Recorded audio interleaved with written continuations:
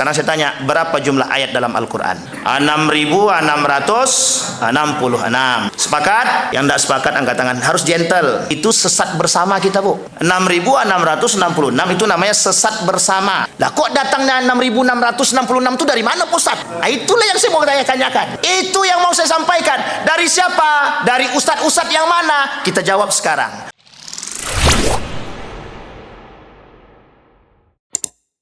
Nabi melakukan syiar Islam itu ketika surat Al-Mudaththir ini turun. Ketika turun ayat Iqra, belum lagi Nabi langsung menjalankan syiar Islam, belum. Tapi turun surat Al-Mudaththir baru secara keseluruhan. Kalau pertanyaannya surat ayat yang pertama kali turun, ayat yang pertama kali turun, ayat apa? Ayat yang pertama kali turun, barulah kemudian disebutkan Al-Alaq ayat 1 sampai ayat 1 sampai 5. Pertanyaan kedua harus bisa jawab, karena tiap tahun diperingati. Mengapa Allah turunkan ayat Al-Quran? Yang bisa jawab kita kasih buku hadiah buku. Mengapa Allah menurunkan ayat Al-Quran? Ini tiap tahun diperingatin, harus tahu nih kenapa Allah turunkan ayat. Nanti poinnya di sini, silakan.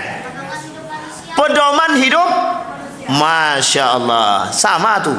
Taurat juga begitu, Injil juga begitu. Tapi karena yang jawab anak kecil, good, mantap, satu. Tapi belum pada intinya. Sini, maju. Kita kasih buku satu. Khalid Muhammad Khalid Abu Bakar Siddiq, pembenar Nabi di saat orang yang mendustakan. Silakan, halal. Siapa nama? Fatur Rahman ibn Mustafa. Iya betul Pak Karena bapaknya Mustafa. Baik, lanjut. Yang kedua, selain dari pedoman hidup, yang kedua, nanti saya ceritakan semuanya Bapak Ibu. Mudah-mudahan waktunya cukup. Yang kedua, ada yang tahu Bapak Ibu? Yang tua-tua. Ini penting Pak, ini penting. Kalau tak tahu kita sebab turunnya ayat, kita tidak akan dapat intinya. Mana siapa? Silahkan Pak. Apa Pak? Hidayah bagi manusia. Sama Pak, Taurat, Injil, Zabur sama. Dia juga hidayah bagi manusia. Manusia waktu itu kurang tepat. Jadi apa tua kan agak jadi tak ada toleransi. Yang lain Pak, silahkan. Yang lain. Nanti kalau di akhir insyaallah, kalau tak ada yang jawab Pak, nanti kita kasih dia. Silahkan Pak. Jangan malu-malu. Ini ilmu Pak, ilmu. Tidak usah malu-malu. Tidak ada yang jawab lagi? Kalau tak ada saya jawab. Saya jawab Bapak Ibu ya. Yang pertama, Al-Quran, ayat Al-Quran turun dari atas ke bawah. Itu tujuannya satu, mengumpulkan semua kitab-kitab terdahulu, mulai dari sahifah, mulai dari suhuf, mulai dari mushaf, sampailah kepada ayat Al-Quran. Dikumpulkan semua. Saya runut sejarahnya. Zaman Nabi Adam, apa yang ditinggalkan? Sahifah, ajaran Nabi Adam. Kemana diturunkannya? Kepada siapa diturunkan? Kepada anak Nabi Adam. Siapa nama anak Nabi Adam yang menerima ajaran Nabi Adam? Siapa Bapak Ibu? Jawabnya Habil bin Qabil. Salah. Siapa Pak? Yang tahu kemana Nabi Adam turunkan ajaran agama dari Allah, dari Nabi Adam kepada anaknya? Siapa nama anaknya? Yang tak masuk dalam 25 Nabi, namanya Nabi Syed.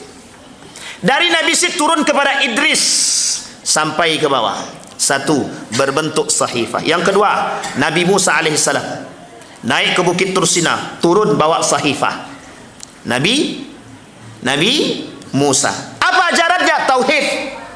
Ajaran apa? Tentang Allah. Ajarannya apa? Tentang Rasulullah.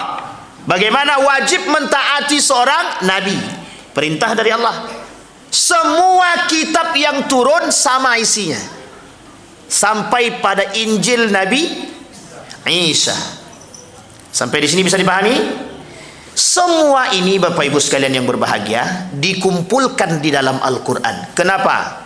Karena Allah tahu kitab-kitab ini Allah sebutkan dalam Al-Quran akan berubah pada masanya. Kita sebut Injil. Ada nggak perubahan Injil sekarang? Injil yang sekarang tidak sama dengan Injil yang dahulu.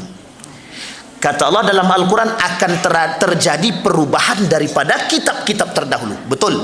Taurat sudah berubah, Injil sudah berubah, Zabur sudah berubah. Yang tidak berubah dari dulu sampai sekarang cuma satu. Al-Quran. Satu. Dikumpulkan semua kitab. Termasuklah suhuf. Lembaran dalam ajaran para anbiya terdahulu, nabi-nabi terdahulu. Yang kedua, mengapa Allah turunkan ayat Al-Quran dan Allah turunkan dalam kondisi munajjaman atau tanzil bertahap? Jawaban yang kedua adalah menjawab persoalan umat. Al-Quran yang hari ini kita baca dari zaman dulu sampai sekarang, dari Nabi Muhammad SAW sampai nanti hari kiamat sama. Tahun 2014 ke bawah ada kejadian orang yang memalsukan ayat-ayat Al-Quran, dan ada nama surat tambahan, dan itu tersebar di Indonesia. Untungnya ada Majelis Ulama Indonesia dan Kementerian Agama cepat menangkap pelakunya dan tidak tersebar secara luas. Sekarang pertanyaannya, kok bisa Al-Quran diturunkan menjawab persoalan umat? Kita jawab satu-satu. Kita jawab dari sejarah. Mulai daripada sejarah semuanya disampaikan oleh Nabi. Dulu sistemnya jahiliyah. Orang dulu jahiliyah banget. Tapi sejahiliyahnya dulu lebih jahiliyah sekarang. Orang jahiliyah dulu tidak punya ilmu. Orang sekarang jahiliyahnya pakai ilmu. Sampai di sini paham Bapak Ibu? Makanya dikatakan Al-Quran selaras dengan zaman. Dari zaman dulu orang jahiliyah sampai sekarang jahiliyah juga. Al-Quran tetap selaras. Tetap bisa dijadikan pedoman. Persoalan apa yang tidak bisa dijawab oleh Al-Quran? Satu, kita sebut. Persoalan yang dijawab. Ketika masa Nabi ada perbudakan, turun ayat Al-Quran untuk melepaskan perbudakan. Fatahriru raqabatin. Lepaskan budak-budak. Islam tidak mengenal istilah perbudakan. Sistem jahiliyah. Sekarang saya tanya Bapak Ibu, siapa yang punya pembantu? Kalau ada yang mempunyai pembantu dan dia samakan pembantu dengan budak, atau dia perintah pembantu tersebut, dia caci maki, berarti dia sudah memperbudak pembantu. Kalau ada yang sekarang seperti itu, berarti dia telah memperbudak pembantu. Di dalam Islam itu terhina Pak, itu terhina. Sampai di sini paham Bapak Ibu? Perbudakan dilepaskan. Nabi datang, perbudakan hilang. Makanya kenapa para orang-orang, mohon maaf, para budak-budak pada masa Nabi Muhammad SAW mereka bahagia. Kenapa bahagia? Islam datang membebaskan perbudakan. Persoalan pertama. Persoalan kedua, ada orang main riba-ribaan. Jadi dulu sistem jahiliyah dulu dalam ekonomi itu konglomerasi. Maka orang miskin tidak mungkin jadi kaya. Orang miskin tidak akan mungkin jadi kaya. Kenapa nggak mungkin jadi kaya? Loh, yang kaya harus kaya, yang miskin harus tetap miskin. Nama sistemnya konglomerasi. Itu yang mau dibuat di Indonesia. Sekarang saya jawab, begitukah Islam? Tak, turun ayat Al-Quran. Tidak ada perbedaan kaya dengan miskin. Allah sebut dalam Al-Quran, kalimatnya aghna wa aqna. Apa itu aghna wa aqna? Perbedaannya gini, orang kaya lawan katanya adalah berkecukupan. Sekarang saya tanya, ada tidak orang kaya yang tidak merasa berkecukupan? Berarti dia masih miskin. Orang miskin. Sekarang saya tanya, ada tidak orang kaya rumahnya bertingkat 5, hutangnya melimpah? Nah, itu wajib zakat tuh berarti. Maafnya, bukan wajib zakat, wajib dizakati. Oh iya Pak, kalau ikut aturan main mazhab Syafi'i Pak, orang kaya rumahnya bertingkat 3, mobilnya 5, kalau di total pendapatan per bulannya 1 miliar, hutangnya 980 juta, tidak wajib zakat dia Pak. Tidak wajib zakat.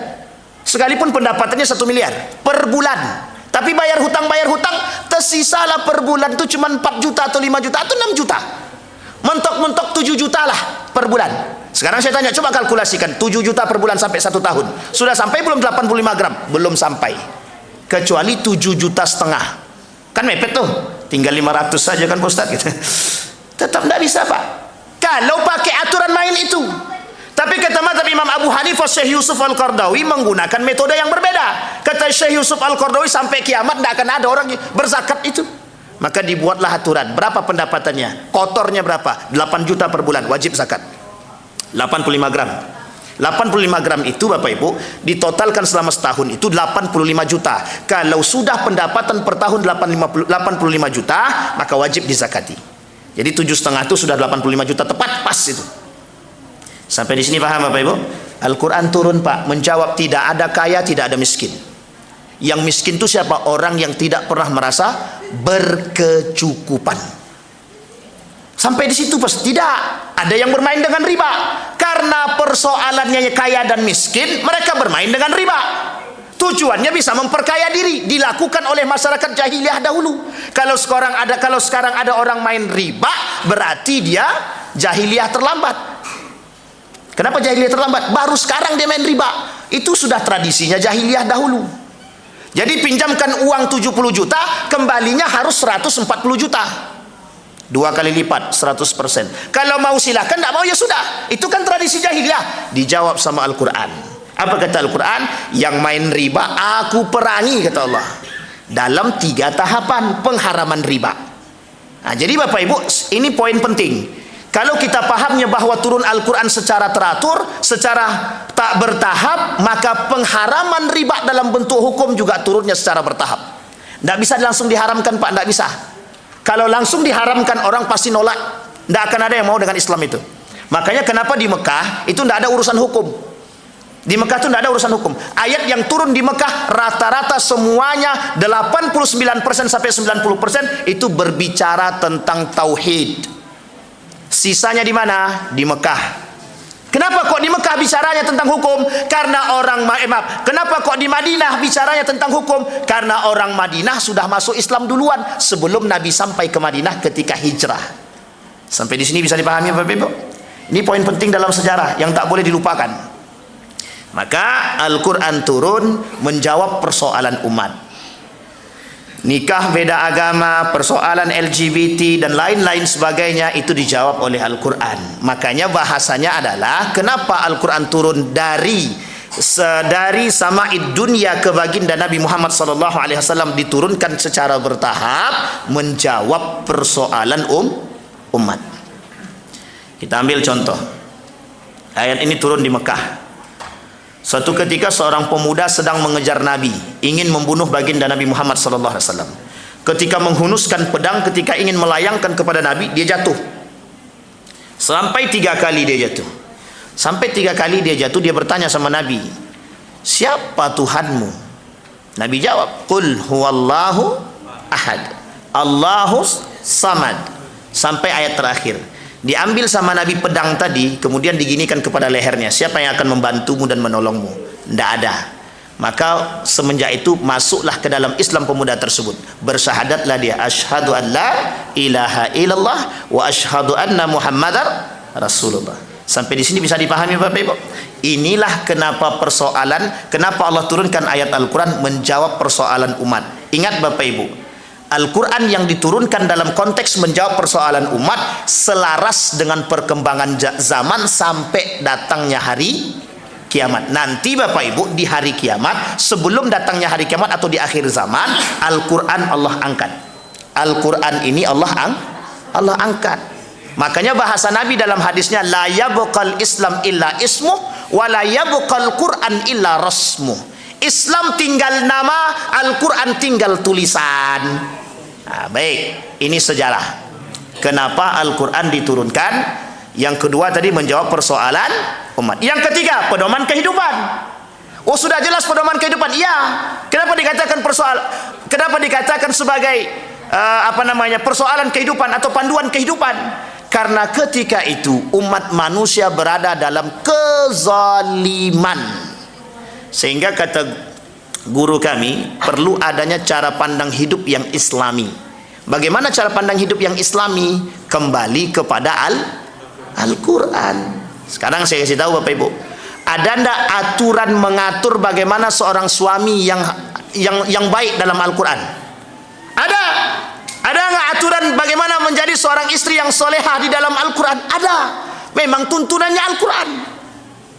Jadi kalau tak sesuai dengan Al-Quran, Pak Ustaz, ya tidak solehah dah. Kan begitu? Ada istri yang melawan suaminya.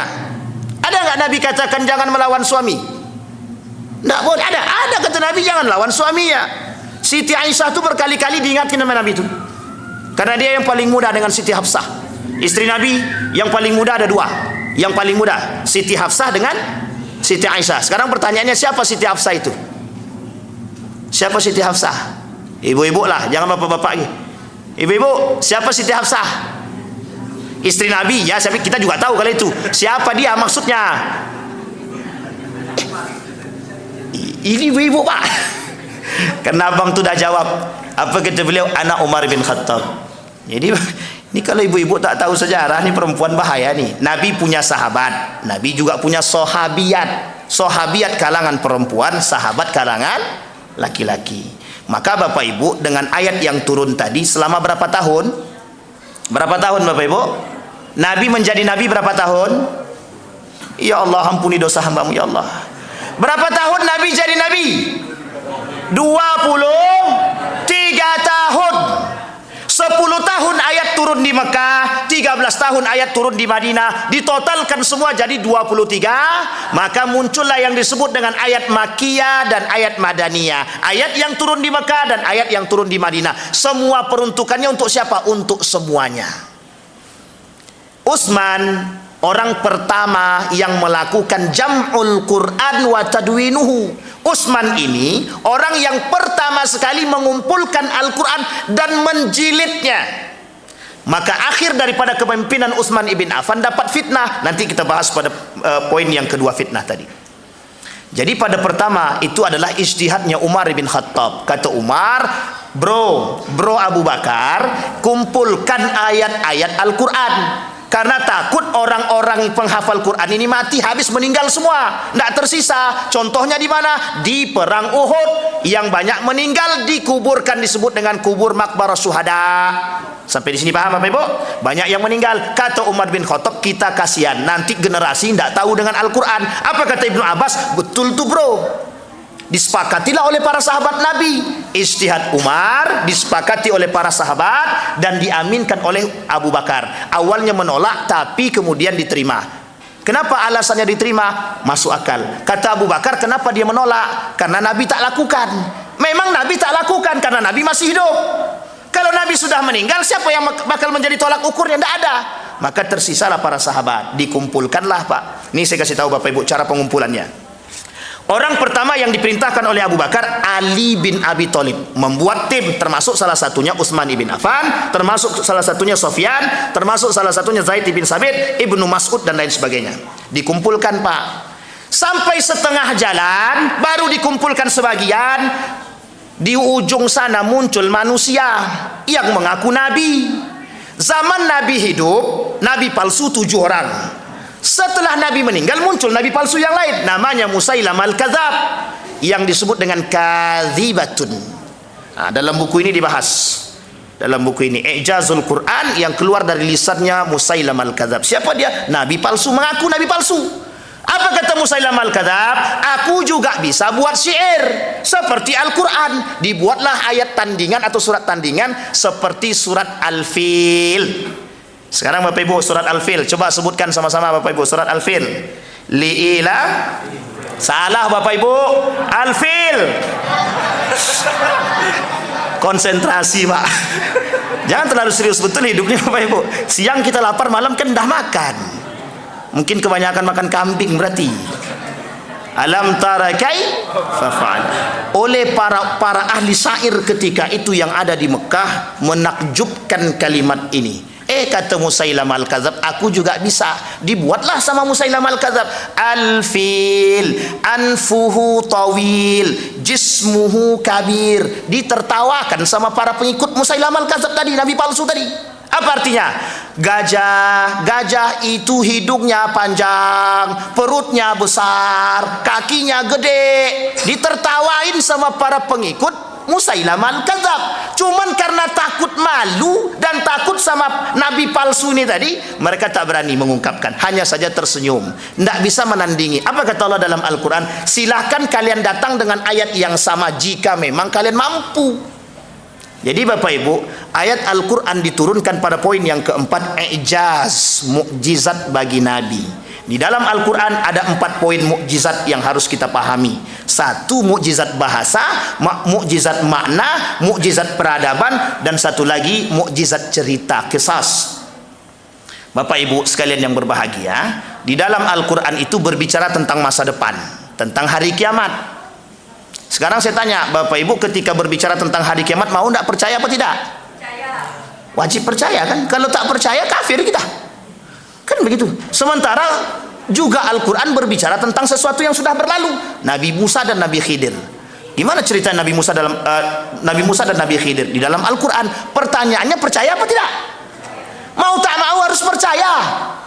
Maka muncullah kaum liberal. Apa kata kaum liberal? Bukan persoalan betul atau salahnya cerita di dalam Al-Quran, tapi bagaimana cara kita mengambil manfaat dan faidah daripada ayat Al-Quran, cerita dalam Al-Quran. Betul apa salah? Betul apa salah? Bukan persoalan betul atau salah cerita di dalam Al-Quran, tapi bagaimana kita mengambil intisari daripada cerita dalam Al-Quran. Betul apa salah? Betul apa salah? Ada yang bilang betul, kok nggak kompak? Ibu bilang betul, sini bilang salah. Bu, salah bu. Cerita dalam Al-Quran bukan persoalan benar atau salah. Cerita dalam Al-Quran mutlak benar. Jangan bilang bukan persoalan benar atau salah Pak Ustaz. Itu kerjaan kaum liberal. Orang kafir yang ada di sana Pak, yang di barat itu yang tukang buat. Dibuatnya kita, diragukannya kita dengan Al-Quran. Maka kata Imam Al-Ghazali, syakkun bil Quran. Orang-orang ini dibuat ragu dengan Al-Quran.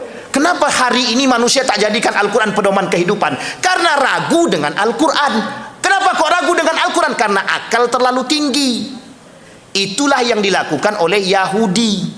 Apa kata Yahudi? Angkat akal tinggi-tinggi. Turun ayat Al-Quran, wa minan nasi may yu'jibuka qawluhu fil hayatid dunya. Kelak akan banyak orang-orang meninggikan akal, lisan mereka berbicara akan kepintaran mereka, dan manusia takjub, kagum dengan kepintarannya, padahal menyesatkan.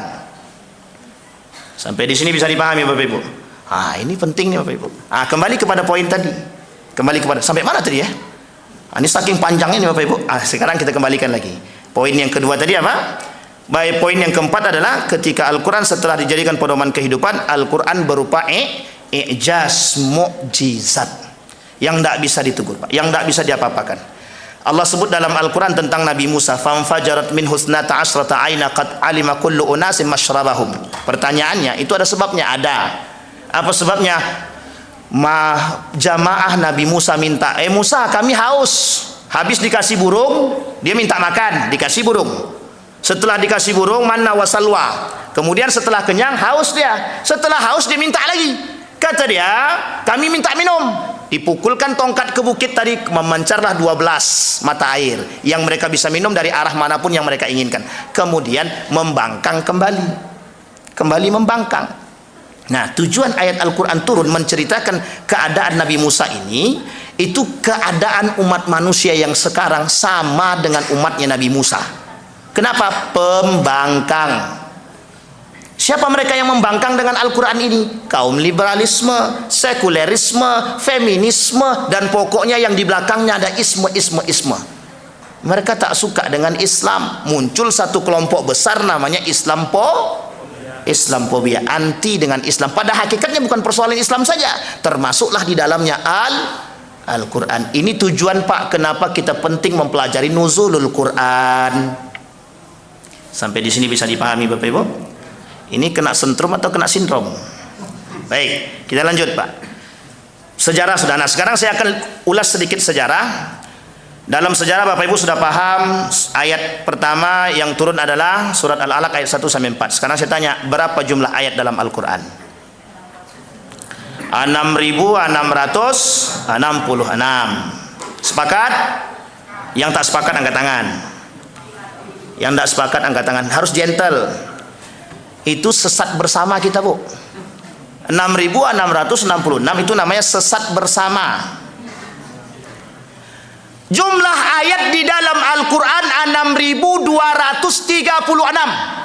Disepakati oleh semua para ulama Al-Quran tidak lebih daripada 6.300. dan sepakat 6.200. Masalah 6.200 sekiannya itu berbeda pendapat kalangan para ulama. Lah kok datangnya 6.666 itu dari mana Ustaz? Nah, itulah yang saya mau tanyakan. Itu yang mau saya sampaikan. Dari siapa? Dari ustadz-ustadz yang mana? Kita jawab sekarang. 6.666 dijawab oleh dua ulama sekaligus. Satu Imam Nawawi Al-Bantani, yang kedua Imam Wahbah Zuhaili. Dalam kitabnya sama dua-duanya. Imam Nawawi Al-Bantani punya kitab tafsir namanya Al-Munir dan Murah Labib. Yang kedua, Wahbah Zuhaili punya kitab namanya Tafsir Al-Munir, sama. Apa kata mereka di pembukaan, di muqaddimah buku tafsir ini? Al-Quran diturun, jumlah ayat di dalam Al-Quran 6.666. Pertanyaannya, di mana letak perbedaannya dengan pendapat para ulama sekian banyak? Terletak pada pemahamannya. Satu, yang disebut dengan 6.236 secara jumlah. Yang disebut dengan 6.666 secara makna. Secara makna ada 6.666 kata Imam Nawawi Al-Bantani. Sementara 6.236 itu jumlah ayat. Secara jumlah. Ambil Al-Quran, pakai mushaf Indonesia, Saudi Arabia, Mesir, coba dijumlahkan sendiri. Itu berbeda. Terjadi perbedaan antara yang Indonesia, antara Saudi, antara Mesir, antara tempat lain, itu berbeda. Tidak semuanya jumlahnya sama, tapi ditotalkan, dijumlahkan semuanya, diperbandingkan semuanya, tidak lebih daripada 6.300. Tidak lebih daripada 6.300. Maka Bapak Ibu sekalian yang berbahagia, kita luruskan yang bengkok-bengkok. Artinya secara jumlah 6.236 yang bukan disepakati, lebih banyak diambil oleh para ulama. Dia ada 6.225, ada 6.230, ada 6.250, banyak pokoknya Bapak Ibu, tergantung siapa yang menghitung. Nah, kembalikan Bapak Ibu, ini sejarah. Nah, ayat yang pertama kali turun tadi adalah surat Al-Alaq ayat 1 sampai 4. Bapak Ibu, ada Ali punya kitab, Ali punya Al-Quran sendiri. Nama Qurannya Mushaf Ali. Mushaf Ali ini Bapak Ibu dipegang oleh Ali bin Abi Thalib, dipegang oleh Fatimah, kelak sampai pada tangan Fatimah, sampai pada masa kerajaan Syiah Fatimiyah di Mesir.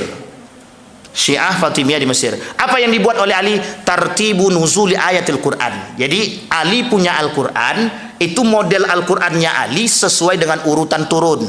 Urutan turun. Bukan dari Al-Fatihah sampai An-Nas, tapi urutan pertama kali turun. Yang pertama kali turun apa? Surat Al-Alaq, sampailah surat yang terakhir turun. Sampai di sini bisa dipahami Bapak Ibu ya. Dan yang perlu Bapak Ibu pahami, tidak semua ayat Al-Quran yang ada di dalam Al-Quran itu turun dengan sebab. Tidak. Kita ambil contoh surat Al-Alaq, itu hanya 1 sampai 5, sisanya pelengkap. Sisanya pelengkap panduan bagi kehidupan. Ditambah Pak. Baik. Nah, sekarang Bapak Ibu, siapa yang mengumpulkan? Abu Bakar. Pada masa Abu Bakar dikumpulkan. Datang Nabi palsu, dihentikan. Sampailah pada masa kemudian Umar bin Khattab. Umar tak teruskan, karena pada masa Umar ekspansi. Kemudian baru dilanjutkan pada masa Utsman bin Affan. Oleh Utsman dipanggil Zaid bin Sabit. Kata Zaid bin Sabit, "Hei Zaid, tolong jadi kepala penulisan Al-Quran dan pengumpulannya." Kata Utsman bin Affan. Dikumpulkanlah Pak semuanya. Satu ayat 10 orang. Kalau 6.236 berarti berapa butuh orang? Satu ayat. Untuk membuktikan ayat ini benar, harus diperdengarkan oleh 10 orang. Kalau sama 10 ini baru ditulis. Kalau di antara 10 ini atau satu orang saja ada yang hafalannya kurang baik dan tidak tepat, maka harus diulang, cari orang lain, cukupkan 10, diulang kembali. Jadi tidak main-main mengumpulkan Quran itu Pak. Makanya disebut dengan i'jazul Quran. Para penulis ini diberikan ilham yang baik oleh Allah dalam menulis Al-Quran. Saya bawa bukunya Bapak Ibu, namanya Sejarah Teks Al-Quran. Coba tengok di. Namanya Sejarah Teks Al-Quran. Nah, ini dia Bapak Ibu. Sejarah teks Al-Quran dari wahyu sampai kompilasi. Di sini dibahas secara detail. Tapi kan tak perlu kita bahas ini. Secara gamblang saja kita bahas. Kalau kita bahas ini panjang waktunya tadi. Nah, kembali kepada poin tadi Bapak Ibu. pada masa Utsman bin Affan, barulah kemudian setelah dikumpulkan oleh Utsman bin Affan, karena Al-Quran ini turun dalam 7 huruf, disepakatilah diambil poin sebagai pemegang kebijakan, kata Utsman bin Affan, pakai bahasa Arab Quraisy aja. Jadi enamnya lagi dialektika Arab yang lain tidak dipakai, hanya satu-satu saja. Nah, inilah kelak yang dalam ilmu Al-Quran disebut dengan gharibul kalimah. Kalimat-kalimat aneh di dalam Al-Quran sebenarnya tidak aneh, tapi diambil dari bahasa Arab yang lain, dari 7 dialektika tadi. Mayoritas pakai Quraisy, dialektika Quraisy, dialektika bahasa Arab Quraisy, tapi sisanya yang 6 tadi ada satu-satu saja yang dimasukkan. Oleh karena itu kata Utsman bin Affan, yang dialektika dari daerah-daerah yang lain tak usah dimasukkan. Maka jadilah yang disebut dengan Mushaf Utsmani sampai hari ini. Hanya saja Bapak Ibu, pada masa Utsman bin Affan itu penulisan ayat-ayat Al-Quran itu tidak ada titiknya, tidak ada harokatnya. Jadi model penulisannya bagaimana? Ya begitu, suka-suka ditulis saja. Dan tidak ada di situ namanya sin itu bergigi, tidak ada. Shin bergigi, bertitik, tidak ada Pak. Yang penting tulis. Semua modalnya hafalan. Makanya orang Arab itu terkenal dengan kuat hafalannya. Kapan baru muncul titik itu Pak? Dalam istilah kodifikasi Al-Quran pada masa Abul Aswad Ad-Duali. Siapa Abul Aswad Ad-Duali? Orang yang meletakkan batu pertama dalam memberikan titik, garis, harokat dalam Al-Quran, dan sekaligus mengeluarkan ilmu yang disebut dengan nahu dan sorof dalam Al-Quran. Sampai di sini bisa dipahami Bapak Ibu? Ini sejarah, kita cut di sini Bapak Ibu. Ini kalau sejarah panjang, kita cut dulu karena nanti udah mau habis waktunya. Masuk pada poin yang kedua, fitnah Al-Quran. Fitnah Al-Quran diberikan kepada baginda Nabi Muhammad SAW. Yang pertama, apa fitnahnya? 1. Al-Quran ini buatan Muhammad. Tahun 2015 muncul. Ternyata lembaran Al-Quran ini berumur 200 tahun sebelum Muhammad. Coba gimana bayangkan tuh Pak? Al-Quran turun 200 tahun sebelum, kata kaum orientalis. Dilakukan penelitian dari lembaran yang ditemukan. Kok umurnya panjang? Diperkirakanlah sama mereka 200 tahun sebelum datangnya baginda Nabi Muhammad sallallahu alaihi wasallam. Pertanyaannya, ada 2 kemungkinan di situ. Kemungkinan pertama kata para ulama, bersyukur kita mereka percaya dengan Al-Quran. Yang kita tidak syukuri adalah mereka menghina baginda Nabi. Mereka katakan Muhammad itu penipu. Fitnah yang pertama kepada Nabi. Fitnah yang kedua, apa kata fitnah yang kedua? Keluar dari lisannya siapa? Keluar dari lisannya siapa? Keluar dari lisannya pamannya baginda Nabi Muhammad SAW, Abu Lahab dan Abu Jahal. Apa kata dia? Muhammad pandai bersihir. Maka keluar ayat di dalam Al-Quran dengan kalimat asatirul awwalin. Muhammad itu mendongeng dengan Al-Quran. Ada kalimat lain di dalam Al-Quran, sihrub mubin. Apa kata mereka? Muhammad itu menyihir umat manusia dengan lisannya, dengan bahasa Arabnya, dengan kehebatan syairnya. Padahal yang disampaikan oleh baginda Nabi Muhammad SAW adalah ayat di dalam Al-Quran. Kata mereka sihrub mubin, sejarah sebab turunnya ayat itu. Jadi Nabi Muhammad itu difitnah menyihir. Karena dengan lisan penyampaian, kita ambil contoh.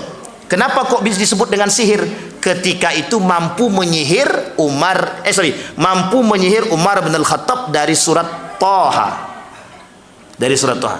Apa kata mereka? Umar saja bisa masuk ke dalam Islam hanya karena surat Thaha. Sihir apa lagi yang dilakukan oleh Muhammad? Begitu bahasanya.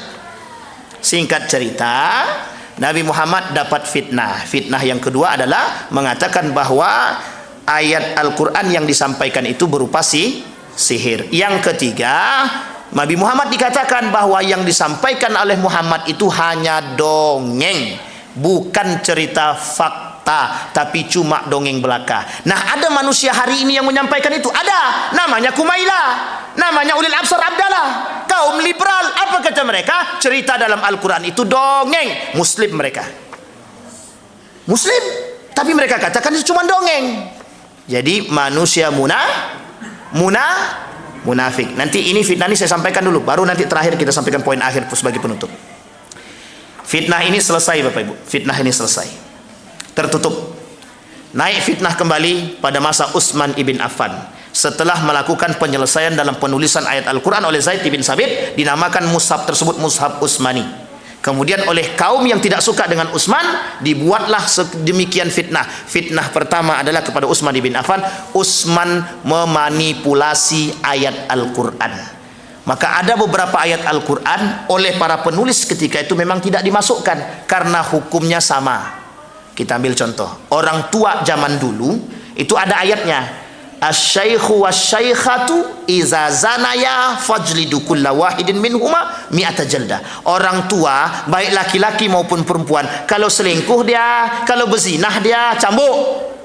Makna ini sejalan dengan makna yang sama dari ayat yang berbeda. Apa bunyinya? Az-zani waz-zaniyatu fajlidu kulla wahidin minhuma mi'ata jalda. Oleh Allah di dalam Al-Quran disamakan, mau tua dia, mau muda dia, mau sudah menikah dia, kalau berzinah dia, kalau mereka lakukan perzinahan, cambuk dia 100 kali cambukan. Sampai di sini bisa dipahami Bapak Ibu. Maka ayat yang syaikhah yang spesifik tadi dihapus. Dalam ilmu Al-Quran disebut dengan naskhur rasmi wa baqaul hukum. Dihapus ayatnya tapi hukumnya tetap. Sampai di sini bisa dipahami. Datang fitnah kepada Utsman. Utsman memanipulasi Al-Quran. Dibuatlah Pak. Dikatakan, siapa yang melakukan tuduhan terhadap ini? Umat muslim. Siapa mereka? Kelompok Syiah yang kelak mereka mendemo Utsman ibn Affan yang sedang mengaji. Selesai mengaji, sadaqallahul azim, didobraknya pintu Utsman ibn Affan, mereka masuk ke dalam satu persatu sebanyak 6 orang. Satu masuk, dibunuhnya, dicekiknya Utsman. Habis itu dia kira dah sudah meninggal, keluar dia, masuk yang kedua. Setelah masuk kedua, ditikamnya Utsman bin Affan 3 kali. Masuk yang ketiga, dipatahkan tangan istrinya, dibunuh oleh ajudan Utsman bin Affan. Masuk yang keempat, ajudan dibunuhkan, Utsman dibunuh lagi, istrinya yang tidak tahu dalam riwayat apakah dibunuh atau tidak. Ingat, pembunuhan Utsman ibn Affan menggunakan satu menyebut nama Allah. Bismillahi Allahu Akbar, kami serahkan kepadamu Allah jasadnya Utsman. Ditikamlah sebanyak 6 kali tikaman kepada Utsman ibn Affan, hanya gara-gara fitnahnya. Satu, Al-Quran. Yang kedua, fitnahnya apa? Nepotisme. Yang ketiga, korupsi. Ini tiga poin ini menjadi utama. Oleh seorang pemuda disampaikan kabar ini ke Mesir, dari kalangan Syiah Fatimiyah yang ada di Mesir datang ke Madinah memberontak kepada Utsman, sampai terjadi kasus tersebut, pembunuhan terhadap sahabat Nabi. Apa kata Utsman bin Affan ketika diajak makan oleh Nabi? Yang duduk bersama Nabi cuma Abu Bakar dan Umar bin Khattab. Utsman agak jauh belakang, makan tidak sepiring dengan Nabi. Kata Utsman bin Affan, akulah yang paling banyak dapat fitnah. Betul Pak? Fitnah yang terjadi dalam pembunuhan paling sadis Utsman ibn Affan, Ali bin Abi Thalib, Al-Hasan wal Husain. Keempat-empat ini dijamin oleh Allah masuk surga. Mereka bunuh atas nama Allah. Nah, sekarang saya sampaikan Bapak Ibu, ini poin terakhirnya Bapak Ibu.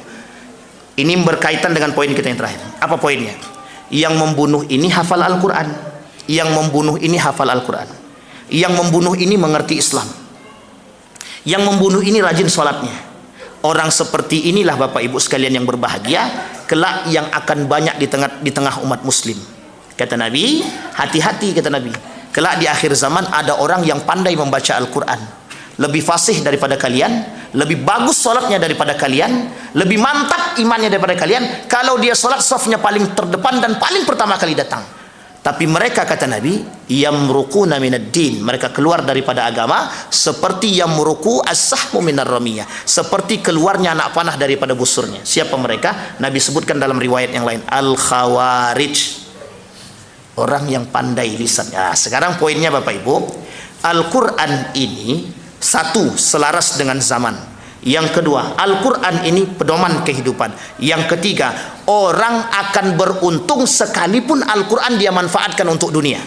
Karena kata Imam Nawawi merujuk kepada hadis Nabi, ada orang yang dengan lisannya mengerti Al-Quran, dia gunakan untuk mencari dunia. Liyusiba minhud dunya.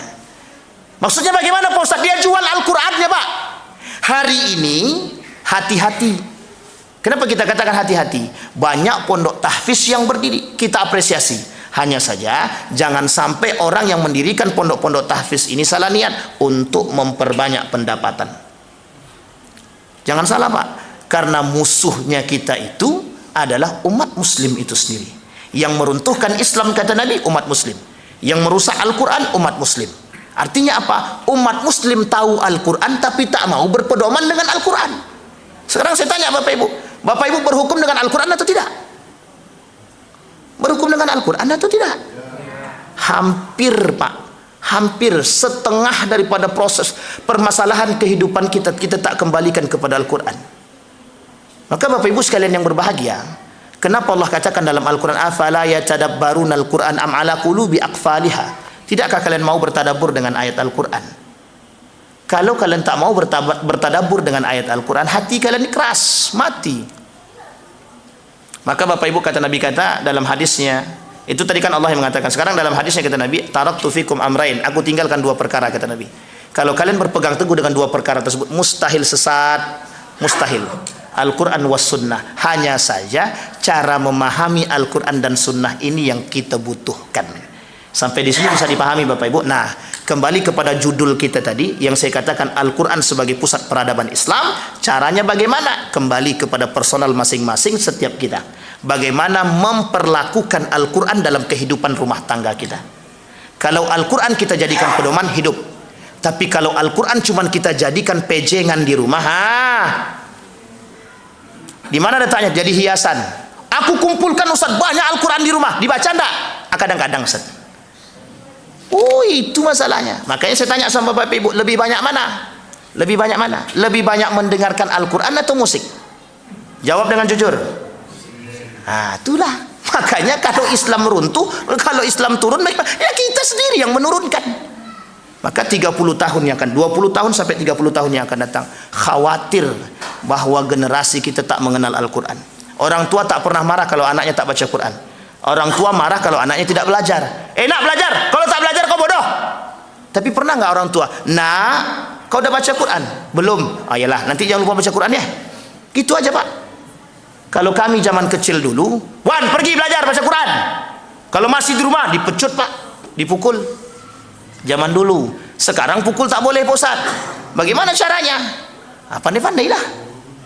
Sampai di sini paham Bapak Ibu.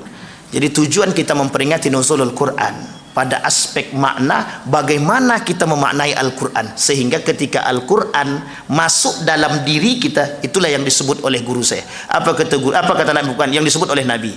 Ketika Aisyah ditanya bagaimana akhlaknya Nabi, kaifa akhlaquhu, dijawab sama Siti Aisyah, akhlaquhul Quran, akhlaknya Nabi itu seperti Al-Quran. Maka Nabi tidak pernah keluar daripada Al-Quran. Sifat Nabi, karakter Nabi tidak pernah keluar daripada Al-Quran. Bapak Ibu sekalian yang berbahagia, poin penting malam hari ini yang ingin saya sampaikan kepada kita semua, betapa Al-Quran bisa memberikan dua hal. Satu, bisa membuat hidup kita lebih baik. Yang kedua, justru bisa menghinakan kita. Orang yang menggunakan Al-Quran untuk mendapatkan dunia, maka dia akan mendapatkan dunia tapi dihinakan oleh Allah. Orang yang menggunakan Al-Quran untuk membuat hidupnya lebih baik, Allah berikan apa yang mereka inginkan. Kata Nabi, jika anda menjaga agama, maka Allah akan menjaga anda. Kalau anda menjaga agama, tajid tujahak, apa yang anda minta kami berikan. Bapak Ibu sekalian yang berbahagia, orang Yahudi membaca Al-Quran dan bertadabbur dengan ayat Al-Quran sehingga menghasilkan ilmu alam. Ada ahli di bidang teknologi, astronomi. Kenapa kok orang Yahudi meskipun tidak Islam tapi mereka mempelajari ayat Al-Quran? Kita Muslim bangunnya jam berapa? Kapan baca Qurannya? Mereka bangun jam 3 malam, mandi, habis mandi baca Quran. Bukan kitab mereka yang mereka baca, tapi Quran.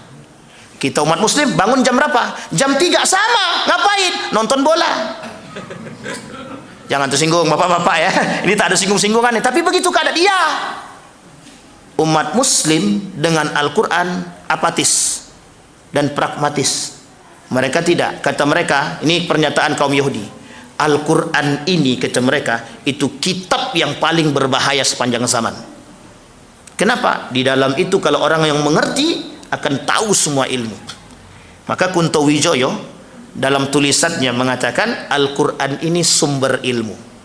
Apa kata dia? Al-Quran sumber. Pertanyaannya, begitukah kita memahami Al-Quran sebagai orang yang beriman? Itu yang bisa jawab Bapak Ibu sendiri. Maka Bapak Ibu, saya menyarankan di rumah kita bukan hanya Al-Quran, cari tafsir, bukan terjemahan ya. Kalau terjemahan lain, nanti sesat nanti. Nah, tapi pakailah namanya tafsir. Sudah ada tafsirnya Jalalain itu sudah dia terjemahkan dalam bahasa Indonesia. Wahbah Zuhaili 15 jilid sudah bahasa Indonesia banyak. Tinggal beli saja Bapak Ibu.